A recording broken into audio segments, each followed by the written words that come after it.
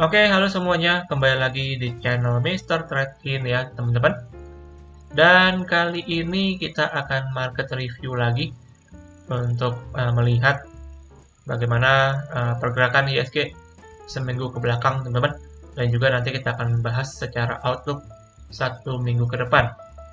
Nah, kita nggak kerasa ya, 2 minggu lagi ini kita udah masuk tahun baru, teman-teman.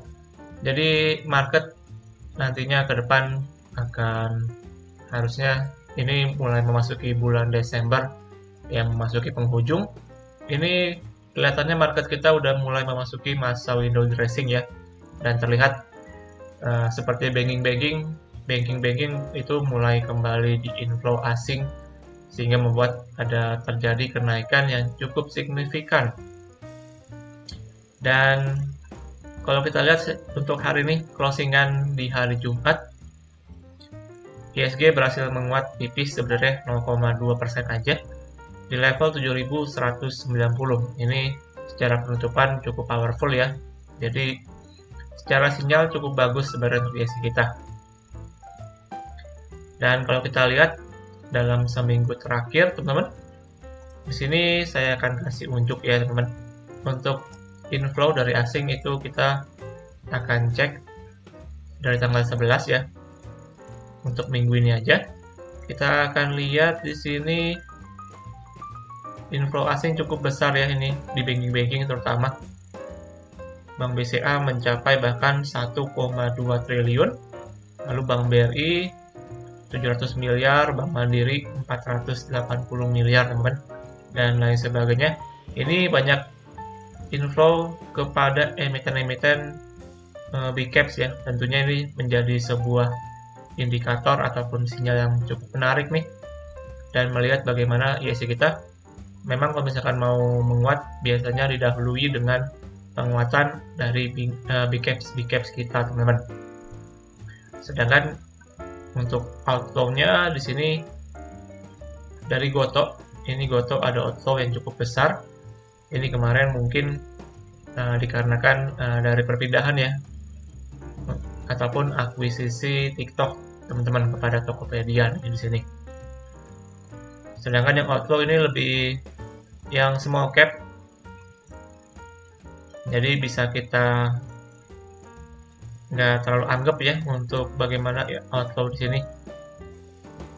Tapi yang penting untuk inflow-nya kita lihat ini beberapa banking yang cukup besar masih di inflow asing, itu menandakan bahwa ISG ini bisa kembali menguat lagi harusnya, teman-teman, ke depan ya. Dan hari ini bahkan secara transaksi mencapai 16 T, jadi cukup besar, teman-teman. Lalu untuk berita ekonomi dulu ya. Ini kita lihat seminggu terakhir. Kemarin di hari Selasa ada data inflasi dari US. Ini di angka 3,1%. Jadi angkanya kembali stagnan untuk inflasi US. Jadi cukup bagus. Inflasi nggak kembali meningkat lagi ya. Sehingga pada hari Kamisnya itu ada Fed interest rate decision yang menahan suku bunga. Jadi the Fed menahan suku bunga, teman-teman, di angka 5,5%. Dan mungkin forecasting yang kalian juga udah sempat dengar ya, bahwa nanti mungkin mulai kuartal 1 2024 mendatang the Fed akan mulai memangkas suku bunganya, teman-teman. Jadi lebih ke arah dovish untuk the Fed, sehingga itu membuat pasar-pasar Asia kembali cukup semeringah ya. Khususnya di Indonesia, kita lihat dalam beberapa hari terakhir itu ada penguatan yang juga cukup signifikan, teman-teman. Lalu untuk rupiah ini juga kita pantau. Kemarin setelah the Fed memberikan sinyal bahwa akan kembali memangkas suku bunga, terlihat rupiah kita bisa perkasa, bahkan kemarin menyentuh ke 15.300-an. Tapi akhirnya kembali melemah dan di hari Jumat ini berada di angka 15.500-an, teman-teman, untuk rupiah kita. Oke. Jadi so far itu untuk sekilas pergerakan yang kemarin ya untuk ISG kita. Dan sekarang kita akan lihat untuk outlook ke depan, bagaimana untuk potensi IHSG kita seminggu ke depan ini. Secara weekly dulu. Secara weekly kalau kita perhatikan di sini untuk candle closing minggu ini cukup bagus, teman-teman. Dengan candle masih cukup bullish. Ini menandakan sebenarnya bahwa buyer ataupun momentum penguatan ini masih bisa ya, saya rasa. Ini kalau saya perhatikan so far ada resisten di 7.200, teman-teman. Ini sebagai resist pendek di 7.200. Sedangkan untuk supportnya di sini di 7.000-an. Jadi kalau misalkan IHSG akan bergerak sideways, saya rasa akan bergerak di dalam area tersebut ya, which is di 7.000 sampai ke 7.200.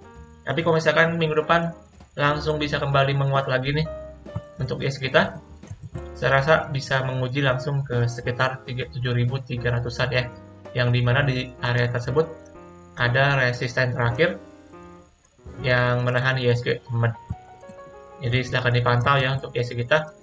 Kalau misalkan berhasil menguat ke atas 7.200, saya rasa ada potensi bisa kembali menguji ke level 7.300-an nih. Oke. Tapi yang perlu di note mungkin di sini kalau saya perhatikan IHSG kita dalam 7 candle terakhir, which is itu dalam 7 minggu terakhir ya. Di sini candle hijau, teman-teman, kita belum melihat adanya candle merah yang cukup berarti. Ini menandakan penguatan yang cukup, sebenarnya momentum penguatannya cukup kencang ya untuk IHSG kita. Jadi harap diwaspadai karena saya rasa ini akan terjadi sebuah momentum, nanti akan bisa terjadi koreksi wajar, teman-teman. Dikarenakan ini kita lihat dalam 7 minggu terakhir, so far IHSG bisa kembali rally.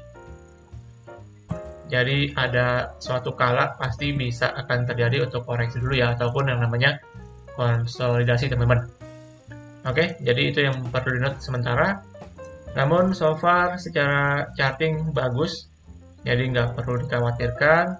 So untuk kalian mungkin yang pegang-pegang emiten-emiten, saya rasa bisa diperhatikan nih, khususnya untuk yang berhubungan dengan window dressing ya, khususnya emiten-emiten yang big caps.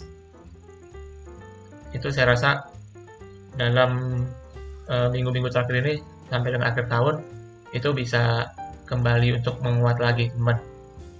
Dan juga indikator menarik dari IHSG ini secara monthly, secara bulanan kita lihat setelah kemarin di ada bullish engulfing ya di IHSG kita secara monthly. Nah, kalau misalkan secara closingan di nanti akhir tahun bisa closing cukup meyakinkan dengan candle bullish. Nah, ini menjadi pertanda bahwa IHSG kita memang udah siap untuk kembali bisa menguat lagi, bahkan bisa menembus ke all time high-nya lagi, teman-teman. Oke ya, jadi itu indikator menarik lagi. Namun seperti yang tadi saya mention secara daily, kita perhatikan di sini secara momentum udah cukup kembali melemah ya sebenarnya secara momentum volume nih. Jadi tetap diwaspadai, teman-teman, yang namanya terjadi koreksi ya. Tadi seperti yang saya mention secara weekly di sini kita belum melihat adanya koreksi yang cukup berarti. Tapi kan nggak pasti selalu market akan naik terus ya. Jadi akan ada kalanya market bisa mengalami koreksi. Jadi harap diwaspadai.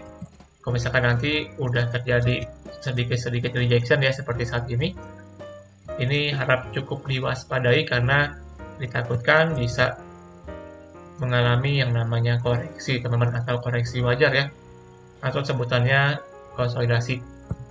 Oke, jadi itu ya untuk outlook market seminggu ke depan. Saya rasa sebenarnya secara momentum masih cukup oke, namun tetap perlu diwaspadai ya karena akan bisa terjadi potensi koreksi dulu nih ataupun yang namanya konsolidasi, teman-teman. Oke, jadi gitu aja untuk outlook market hari ini dan juga market review ya seminggu ke belakang. Dan kita nanti akan review lagi di market minggu depan teman-teman tentunya. Jadi jangan lupa untuk stay tune di channel ini. Jangan lupa untuk subscribe, like, dan juga komen, dan juga share kepada teman-teman kalian. Dan juga tentunya disclaimer on teman-teman, ini kalian juga tetap perlu ya untuk melakukan kembali analisa ulang untuk setiap analisa yang saya berikan.